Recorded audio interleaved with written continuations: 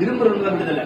ஏன்னா எல்லோருடைய ஜெபத்தை நீங்க உள்ள போய் கூர்ந்து பாத்தீங்கன்னா அந்த ஜெபத்துல விசுவாசம் ஒண்ணு இருக்கே இருக்காது, விருப்பம் ஒண்ணு இருக்கே இருக்காது. தன்னை தேடி வந்த வியாதியஸ்தர்களுக்கும் வாழ்க்கை மாறணும்னு நினைச்சவர்களும் நீங்க புதிய ஏற்பாடை வாசித்து பாத்தீங்கன்னா ஃபுல்லா தெரியும். ஆண்டவர் கேட்ட இடம் எல்லாமே நான் சுகமாக்க நீ விரும்புறியா, நான் உனக்கு சுகம் தர நீ விரும்புறியா, விரும்புறாங்க. அப்போ இந்த விசுவாசத்துக்கு படி ஆக கடவுள்னு சொல்லி வச்சுக்கோ கொடுத்தாங்க.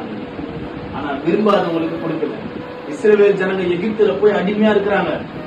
அந்த அடிமைத்தனத்துல எப்ப விடுதலை கிடைச்சது? அவங்களுடைய பெருமூச்சு அவர் சந்நிதியில எட்டும் போதுதான் விடுதலை கிடைச்சது.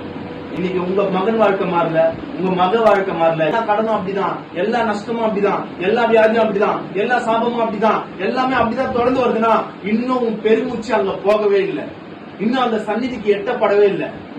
எப்போது பெருமூச்சு எட்டப்பட்டதோ இஸ்ரவேல் ஜனங்களது, அப்பொழுது மோசேயும் ஆரோன் என்னும் ஊழியக்காரர்களை கொண்டு 2 பேரை கொண்டு தேவன் அந்த தேசத்திலிருந்து அவர்கள் அடிமைத்தனத்திலிருந்து புறப்பட பண்ணினார்.